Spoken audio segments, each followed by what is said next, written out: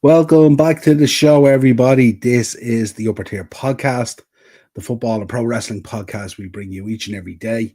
If you could subscribe to the channel, hit the bell notification button, and of course, drop a like on the video. We would really appreciate it, especially that like on the video. So important. I would imagine most of you at this stage are subscribers and stuff like that. But if you haven't, share it and spread the word. Friday night means only one thing. We have we have a Shankly Sessions for you. We're going to be talking all things Liverpool. Thank God the international break is done. Really looking forward to football returning. And now we have it all the way to March. So a lovely run of football now between domestic cups, European, all the way through, and of course the Premier League. But let's get into this. We have a preview for Southampton, and we'll be talking about a few other bits as well. I'll be sharing with you a kind of a personal story in relation to a Southampton game as well that you might get a bit of a buzz out of as well. But as always, we will start with the presser. We'll take Arna's comments and we'll go down through them, see what people think. We'll also take a look at the both lineups. We'll see if the danger from Southampton, where that may or may not come from, our own danger, where we could really hurt them. We'll take a quick look at the table, which tells its own story. We'll be talking about Mo Salah as well. Once again, being disrespected by the fool from Talk Sport, we'll call him at this stage because it's just absolute nonsense. He's number one in the goal power rankings for the Ballon d'Or 2025. Just to let people know that, but apparently he's not world class. We'll talk a little bit about Pep Guardiola renewing for another 2 years. The talk was it was only going to be a year. And the news coming out apparently is that there is no break in the contract in relation to relegation if something happens with the 115 charges. But I mean, if he wanted to leave, he could leave. Jurgen did it basically, you know. But we'll talk about that, and we'll get Slot's comments on Pep renewing as well, how he feels about it and stuff like that. And then we'll give our predictions. We'll talk about team news. We'll go down through injuries. We'll look at Southampton's team and all that kind of stuff and all. So make sure to chime in the chat if you want, folks. Let us know what your starting 11 will be. What are the big decisions that Arne Slot has to make in relation to the team this Sunday? We are top of the league, and a huge week coming up for us as well. Obviously, with Real Madrid during the week at Anfield in the Champions League. Always a special occasion when Real Madrid are in town, or if it's even Liverpool versus Real Madrid, home or away. Always a massive game. It'll be the biggest game of the week, no doubt. And then we've Man City next weekend, which is going to be massive. And depending on how the weekend goes, if it goes really well, and if we were to beat Man City next week, the gap could be, wait for this, folks, 11 points. Imagine that. Now, let's not get too far ahead of ourselves, and let's talk about Southampton. Baz is in the chat. Big up, Baz. Good to see you, my friend. Hope you are good. But let's kick it off anyway. We'll talk about the Gaffer's press conference. He starts off, and these, I don't know how you feel about these press conferences. They're about like, are they 25 minutes or half an hour on YouTube, but there's actually only 15 minutes of content or 20 minutes of content or whatever it is, because for one reason or another, they don't tend to kick off at the time that they start. So you're sitting there twiddling your thumbs waiting for them to show up. So there could be something they could do about that to organize it a little bit better instead of people waiting around for 5 or 10 minutes. The other thing I would ask them to say as well is the volume. The volume at these press conferences is absolutely dire. No one can hear what questions are really being asked. And I do have it turned up fully. And you can just about make out as well Arna's answers. So if there's anyone out there who knows anyone in relation to these press conferences or the press officer for Liverpool, someone tell them to turn up the volume at the press conferences because it's really poor. But let's start. Started off with Allison, question mark. He says, we're careful with everyone when it comes to muscles. He is back in training with goalkeeper coach and not training with the team, but that is expected soon. Let's wait and see where he is in terms of match fitness. Getting better and better, but not ready. Trent and Virgil, I was expected a different question. He was obviously talking about the contract renewals, maybe. We expect him back soon. Trent is, trained with us. Virgil is all good. Trained with us today. That's great news. That's a big plus for us. Trent not training yet, but he's getting there. We expect him back soon. Harvey is with us now, being out for many weeks, but the team now on the pitch. Jota is still the same as Federico, who was coming back into the session after one exercise today. All expected back in a few weeks, but last part of recovery is always the hardest. So let's wait and see. Virgil is fine. Yeah, and some of the videos I made coming out was cool. Great to see Harvey back in there and around the team and stuff like that after the foot injury. Good to see Chiesa around the place because he's really been there's really been like different stories coming out and stuff like that, and also we shall wait and see. I'm just not too sure on it, but good to see everyone in and around it basically at the moment. We spoke on Pep Guardiola obviously renewing his contract for a further 2 years. Massive news for Man City fans, but it's also huge news for the league as well. As much as we, at times throw shade at City and talk about the 115 charges and all, the league really needs managers like Pep Guardiola. I mean, with Klopp going off, there was a bit of a void there. Now, obviously, Aaron has come in and hit the ground and been unbelievable and stuff like that. But certainly a character like Klopp leaves a void. And we've seen down through the years when we've lost Fergie and Wenger and Mourinho and managers like that and all, even varying different managers and stuff like that, just with real kind of, personality and attitude and stuff like that and all. You need those characters in there. So he said good news for City and the league because everyone wants the best managers and players here, and he is definitely one of them, if not the best. Look at what he did the last few years. 4-time champions in this league. Fair to say he is the best. They have so many quality players. If he made the choice to leave, I wouldn't expect them bottom next season. Interesting for us managers facing one of the best managers ever.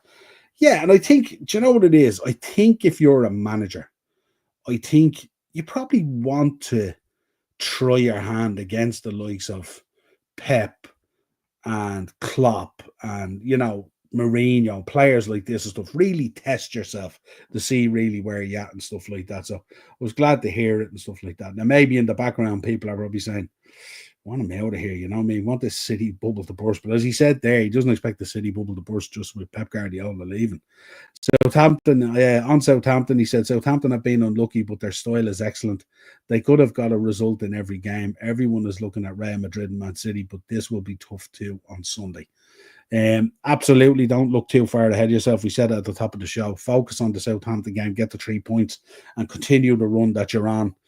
I don't necessarily agree with him in terms of an excellent style and all that kind of stuff. I think Southampton this season are really, really struggling. And I think they've been really, really poor at times. It's one thing not to be disrespectful. It's another thing to be kind of bigging up something that isn't there. Let's be honest about it. Southampton have been really poor. And I think even their own fans would agree with that. I think on the odd occasion they've played okay. But I don't remember, for me, correct me if I'm wrong in the chat, but I don't remember watching any Southampton games or highlights of any Southampton games this year where I felt they were getting hard done by or something like that they played really, really well. Slot on team selection, it's a bit of everything, talking to players, the medical and performance staff, listen to the technical staff and look at the opponent to see what the best team to select is. Only difference is now is you wonder how the South American players have returned. They normally come back with jet lag. That is the only difference after international breaks. You look at the players and the info from the staff. So the normal kind of run of the mill, the South American players always come back kind of a day later than the rest. So they miss out on that day. And obviously the jet lag is horrendous. Even if you're flying in the best of business class or on jets and stuff like that, you still get hit with the jet lag and stuff like that. And also, it'll be interesting to see. I wonder if that maybe thrown Southampton off the scent in terms of, who's going to be selected and stuff like that. Speaking on Konate, and I tell you, of all the international breaks, folks, I think Liverpool, touch wood, I think we had an exceptional international break. I think most of our players performed really, really well at a high level. Konate, of course, taking the France captaincy and stuff like that, and must have been a huge moment for him, stuff like that. Konate this season is just going from level to level to level. And as I heard from Rory Jennings on his podcast when he was talking about Liverpool and the league and stuff like that, he was saying, and the funny thing about it, Konate isn't even the best central defender, and that's the scary thing. So let's see what we think about that. He says, first of all, it's always about the player and how much effort he puts in to stay fit. Then it is the technical and performance staff, But if the players doesn't buy in, it is almost impossible to keep them fit. A lot of players until have done that. Kanate didn't play Ipswich, and there was a reason for that. His preseason games weren't his best, but he came back quite late, and we were training for a few weeks, and Jarrell had been playing well. So it was a logical decision. At halftime of Ipswich, I decided we needed Ebu. He played at Man United, and he has bought into getting fit, and every meeting with him, he was the one I could see he wanted to learn and listen and improve, and that is what he did, in my opinion, and that is why the improvement from pre-season to Ipswich was massive. Big shout out there. That's unbelievable from Kanate as well, you know. And he is a young boy as well. We forget that as well, Kanate. I think he's 23 or something like that. But he's so open in the coaching and in the listening and in absorbing knowledge and all that kind of stuff. And for a big unit as well, you have to be really careful as well, because if you don't look after yourself, if you don't heed the advice, if you don't train the right way and all stuff, things can go really skew ways there when you're a big unit. So he has to be so careful. I'm sure he has to be careful diet-wise, training, everything, and all, being a big unit and stuff like that. Slot, in general, I was fortunate. I worked at teams expected to be top. At those levels, they expect to be top. But I started with under 14s, and we lost almost every game in the first half of the season. We worked our way up. I've worked at different levels, but mostly top of the league. Last time before the Chelsea game, I was not worried. It was the first game after the break. It is always the game plan and style of the opponent that makes the game tough. They can have an influence, but most influence is our own plan and intensity. That is always the best challenge. All the rest are smaller details. This is on returning the first game back type of thing. We spoke on slot on Alisson, Jota, and Trent earlier. That's all there already. And I think that is it. That was the presser. That was the presser. So there wasn't really a huge amount in it. A couple of updates on the players and stuff like that and all. Hopefully in the next couple of weeks we'll have a full and fit squad, touch wood. But certainly we should have plenty in the tank for Sunday. Not to take Southampton too lightly. I'm sure they will dig in, and I'm sure they will make it really difficult down at St. Mary's, no doubt about that at all. And they do have players there to do that. We will look at both potential starting 11s. Just to get an update on where we are in terms of league form at the moment, we're on 5 wins and a draw in our last 6. Of course, the draw coming at Arsenal. If you look at Southampton at the moment, 1 win and 6, and the win came at Everton, 1-0 against Everton at St. Mary's. But a lot of L's there at the moment and a lot to be concerned about. So if you look at the form, you look at the results, and if you take a look with the eye, with the football eye and stuff like that, they certainly haven't been excellent at all. And I think it was just more Slot just being a little bit respectful and stuff like that. Let me see. Right. Where are we with?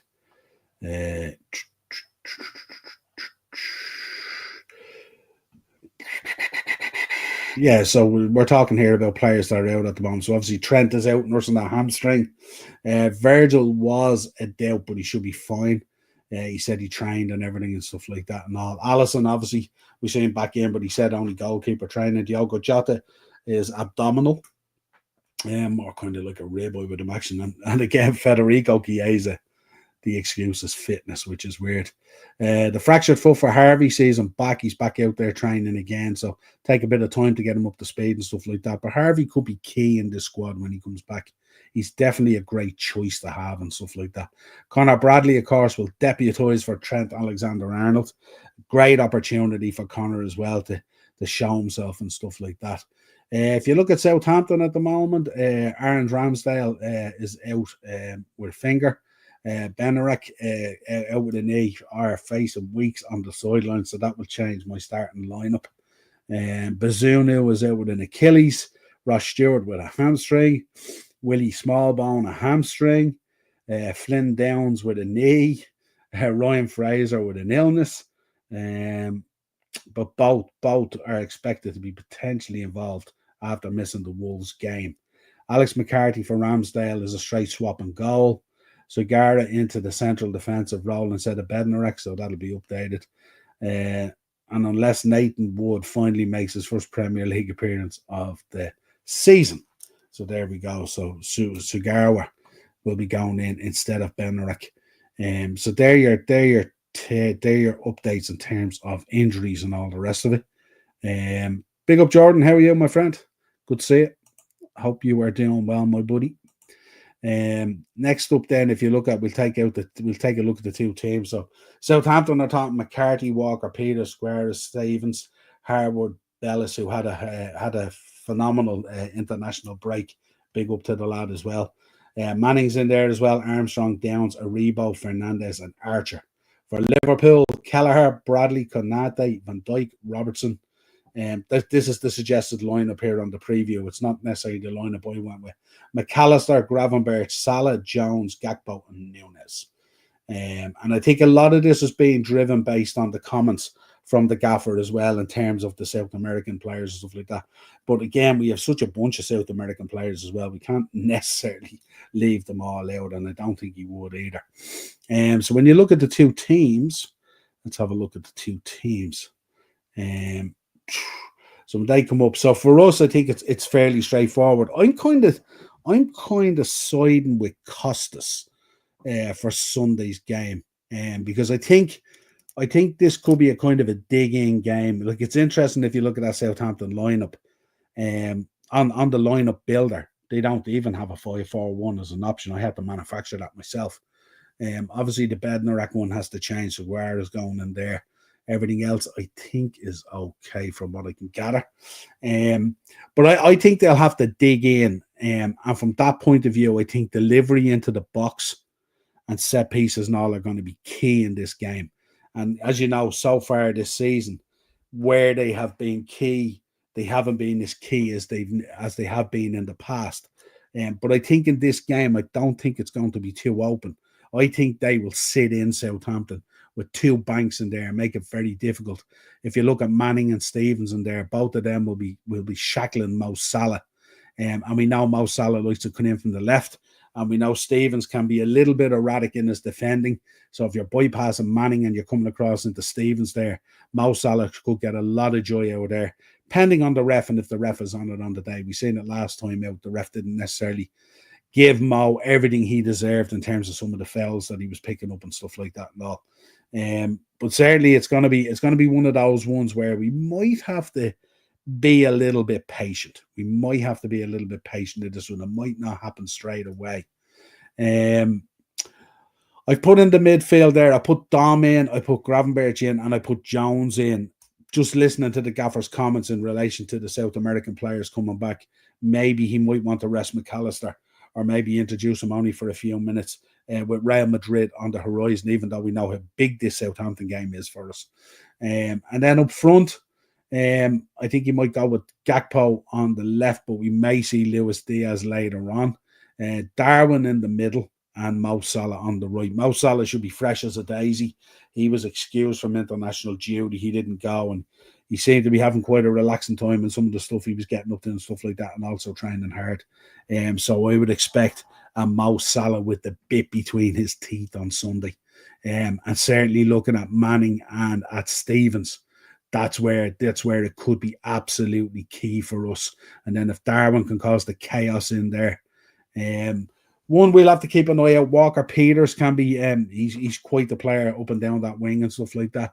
But I think in this case, I think they'll be digging in more than that. I don't expect to see a lot of attack out of Southampton.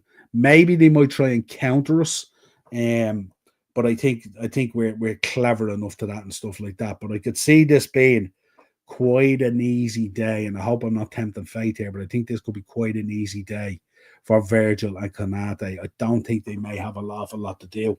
I think Bradley and Costas will be key in terms of opening things up and in terms of delivery.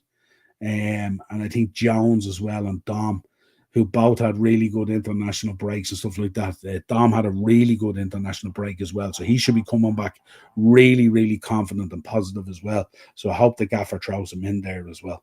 But let me know your starting 11. Let me know if it differs and all that kind of stuff. Obviously, there's a change there in Southampton. You can even see on the way it's in there, it's 4-4-2. They don't do a 5-4-1. And that typically is the way Southampton will probably line up against us. But I don't see an awful lot in this game for Southampton. If I'm honest, I know going down to St. Mary's at times has been a tough road, a tough river to paddle at times, if you like.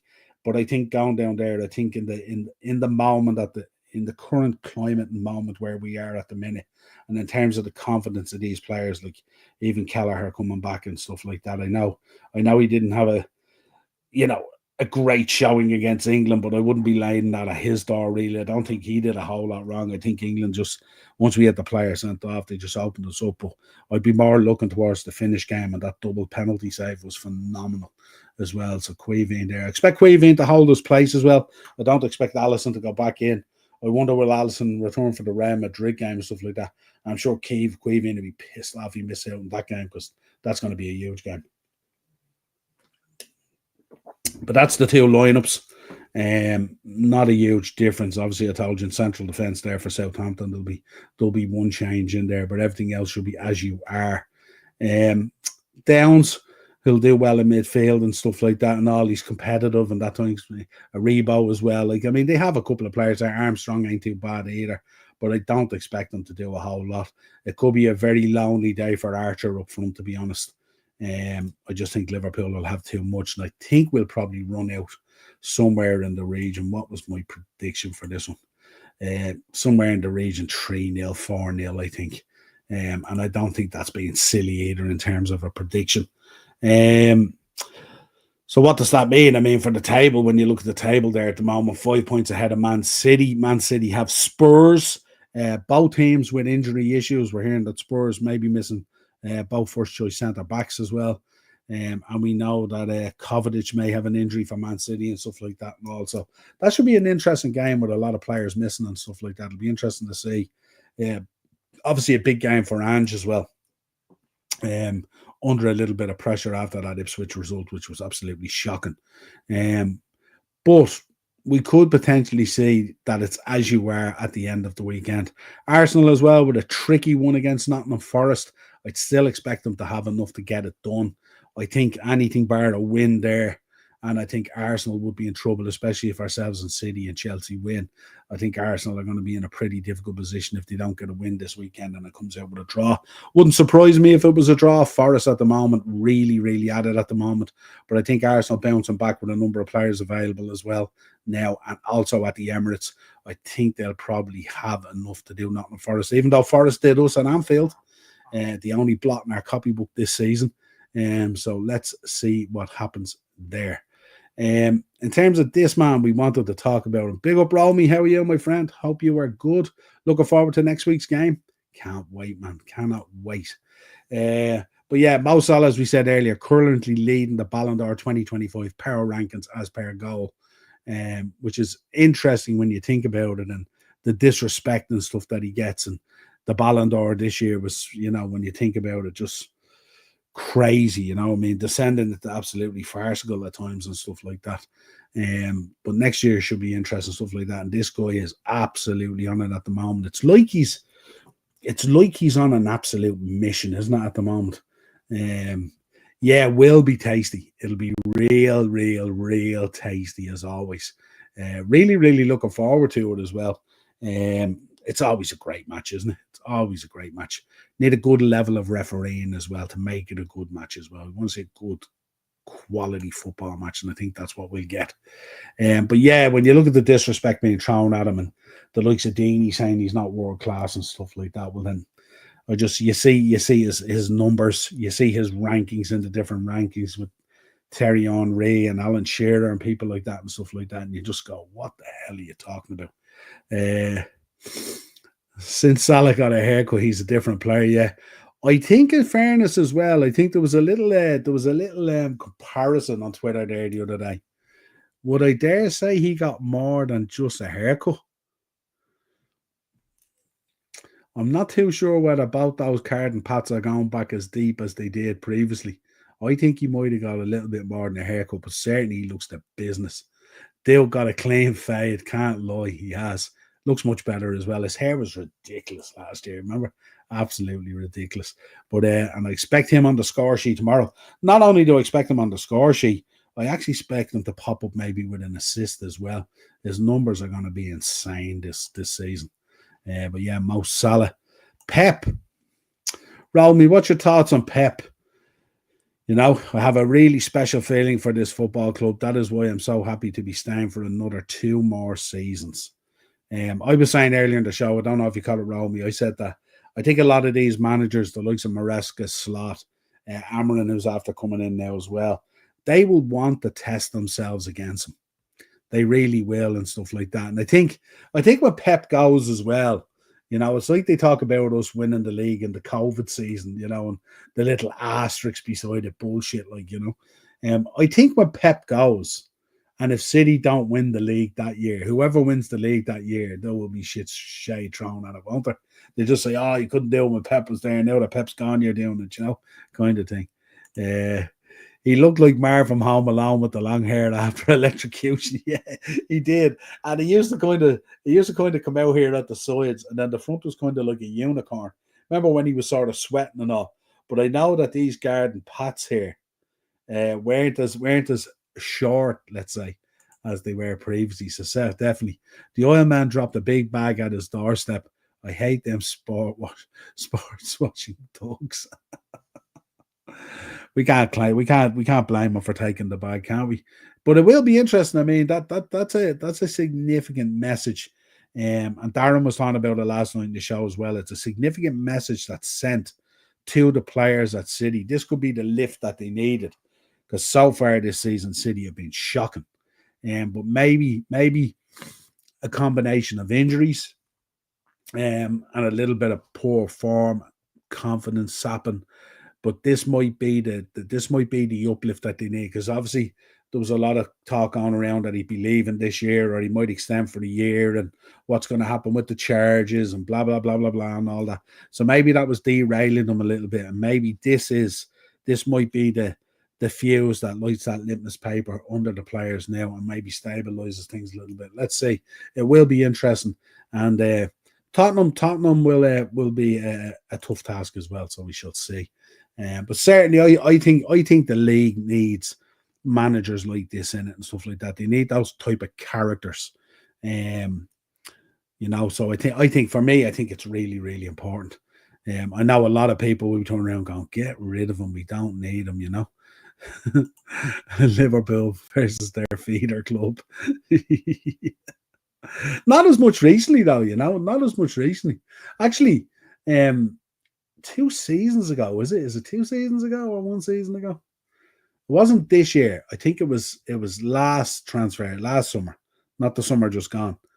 I was interested in taking Walker Peters. I think Walker Peters is a very good player. And I'm sure potentially that Harwood Bellis lad, I think he'll get a lot of attention as well. But they haven't been feeding us much recently. They haven't fed us much recently. There hasn't been a whole lot there to feed from, really, is there? When you think about it, I've no respect for Pep anymore. He's that sports washed. He's like a dad's watching tab. He'll tell you he knows nothing. I know nothing. There you go. The only thing about this is I assume most of his wages ain't coming from an offshore account or anything like that. Allegedly, let's go. Yeah, not as much recently, but they have nobody worth taking yet. That's the thing, isn't it? That's the thing in it. There's a sprinkling in there, but there's Walker Peters, I presume, is the standout player really there now. Everyone else kind of left us. Downs as Manning, Stevens is a hothead. Southampton Liverpool supporters club. Yeah, absolutely. And listen, they did as well. We did do very, very well out of them, in fairness. What's the crack, Daz? Hope you're good, friend. Hope you're having a good weekend. Hope it's all good. Looking forward to Full Gear tomorrow night as well. Well, I am maybe for my sins, but let's see. Small Bone isn't going to be turning your heads. Yeah, Small Bone, he's out. He's out. I think isn't he out with an injury, so he's not available. So they've a lot of key players out as well and stuff like that as well, which doesn't help their cause. But I think even when they've had the players in, they've been poor. I think Arna today in the press conference was giving them props way above and beyond what they should be getting, in fairness. I told you I had a Southampton story for you, so I'll bring it up. And if Dino's listening, or if he's catching on the playback, he'll confirm this as well, because the two of us were at it. I'm sure I've told this story before, but I'll tell it again. This was Southampton versus Liverpool, and it was in April 2019, as far as I know. We were over for WrestleMania. We were in New York, and we were over for WrestleMania 35 in the MetLife, Becky Two Belts, all that good stuff. And we had a match. Luis Garcia was doing an autograph signing and a meet and greet and a watch along in Carragher's Bar in New York.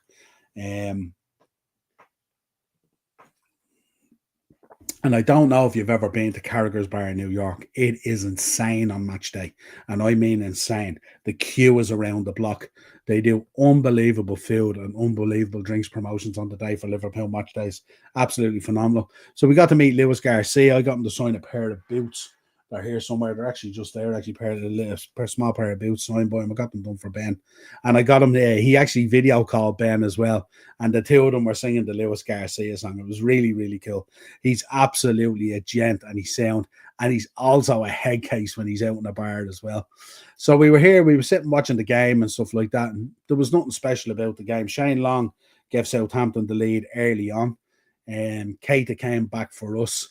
And it was 1-1, and it wasn't really going our way. We were really, really struggling, and we were kind of thinking, this is going to be a poor day at the office and stuff like that and all, you know. And we're here, it's New York, it's Carragher's Bar. Surely to God, the Reds aren't going to let us down against Southampton with everything lining up. And we were heading off, actually, to, that evening, we were going to the Barclays. We were going to see NXT TakeOver. And that was a phenomenal show as well. But the next thing we see a substitution coming up, and the substitution was Jordan Henderson coming on. And I think he was on for, I think Trent went off and Jordan came on, if I'm right. I may or may not be right on that.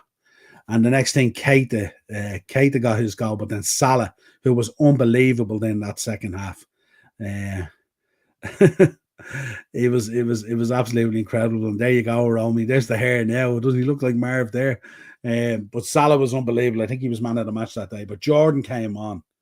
And I remember myself and Dino were standing beside each other, and we were saying, and we wouldn't have been the biggest of Jordan Henderson fans anyway, but Jordan came on and we were saying, I can't believe in a game as important as this, where we're struggling to get a winner. We're not producing a whole lot.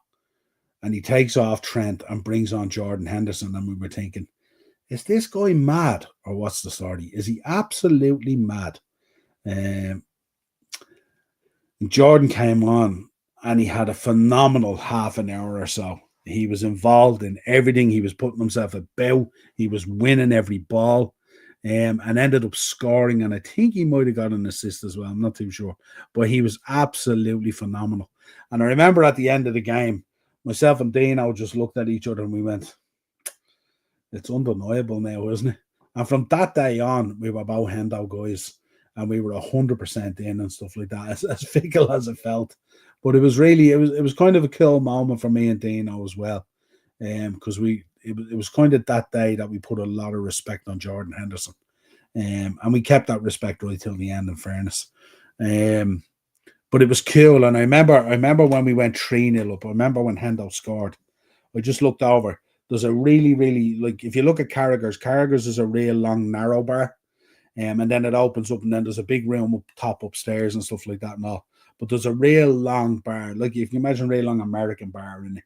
And it's really, really cool. And when you come in the door as well, they have a lot of trophies there and all, you can get pictures with and stuff. But I remember looking over at the bar with Dino, and here's Luis Garcia.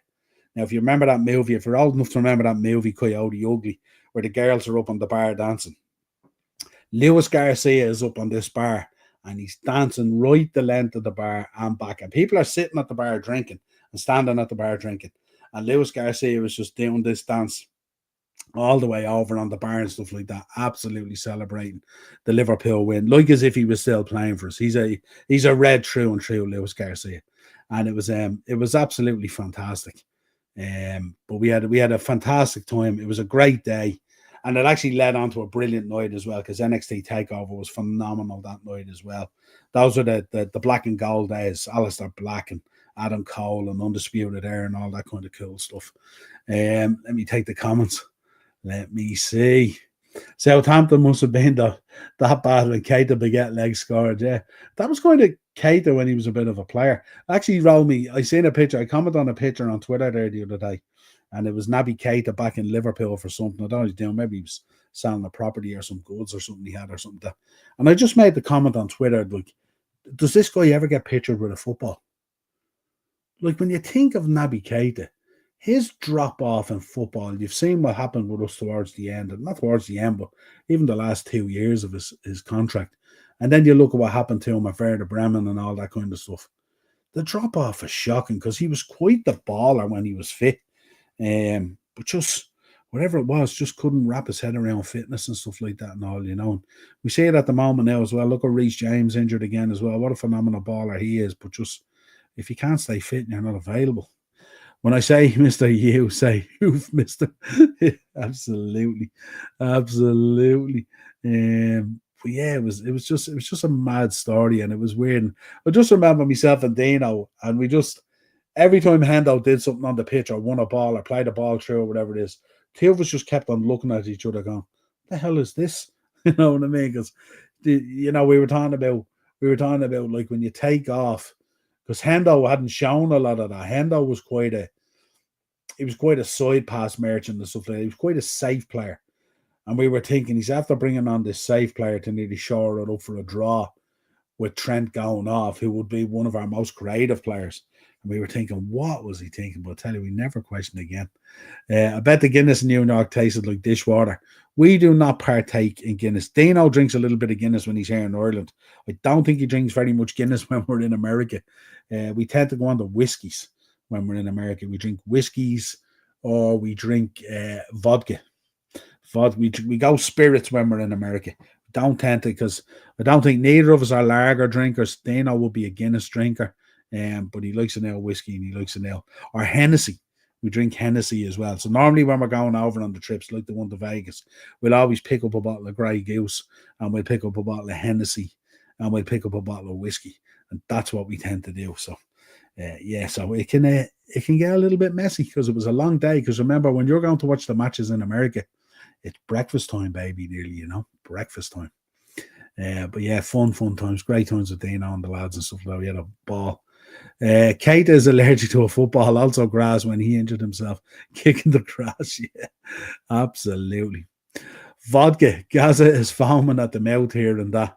I'll tell you a little story, Romy. I don't know if you've been to the States much, but we went on that trip as well, we went to MSG, the night of the Hall of Fame where Bret Hart got speared. We were in MSG. It was the Festival of Honor. It was the G1 climax. So it was Ring of Honor versus New Japan, basically. And myself and Dino were going out drinking, and they had this Grey Goose kind of vodka bar. And that's where we frequented because that's what we do. And a Grey Goose with a shot of Coke, $28 plus taxes. I think it was 30 quid at least. And it was a cracking girl who was on the stand as well, serving us as well. Dino was more or less nearly falling in love, but it was cool. And, we were tipping as well. So it was an expensive night. We drank a lot of Grey Goose in MSG. And then we had drinks back at the room and everything else. And then I think we went to an Irish bar. And we had a lot of fun as well. That was just a couple of blocks down as well. Real good Irish bar. Had a lot of fun in that as well. So there you go. But it can be expensive when you go away to the US. That is for sure. I think when we were in Cowboy Stadium as well, it wasn't cheap either. $25 it was. We were buying margaritas. They were going around with these margarita slushies. Not these big long things that kids get slushies in, but they were margaritas. And your one was wandering around, like the candy floss or the popcorn and stuff like that, but she had a whole tray of these margaritas. And we got 4 of the margaritas. And I didn't realize, I just put the card in and gave her the card kind of thing. I checked it the next day. It was $120 for 4 margaritas, $25 each plus the taxes. And I think the tip was built in. We got roasted. And if it serves me right, I think I was the only one that night that bought around the margaritas, if I'm right as well. Yeah, $28. I'll have a tap water instead, man. That's there. Try and buy a tap water. Try and get a tap water in MSG. Probably charge you as much. Honestly, you go into some of these stadiums, you feel like you're a shareholder in it. It's absolutely crazy. I bet your account was crying for mercy. It was, because I didn't even realize till the next day. And then I looked at my banking the next day. I was going, $128 in MSG last night for that. And I was thinking, did I buy a hoodie or something? Did I get a hoodie and a baseball cap or something? And I was looking around the room and I was going, no, I didn't buy any merch. And then I was thinking, had to be the 4 margaritas. The lads couldn't believe it either. Hence to say they were the last 4 margaritas we drank in New York. That's for sure. Mad. But cool times, good memories. But there you go, folks. So that's my prediction. I think either 3 or 4-0. I think Liverpool to stay top.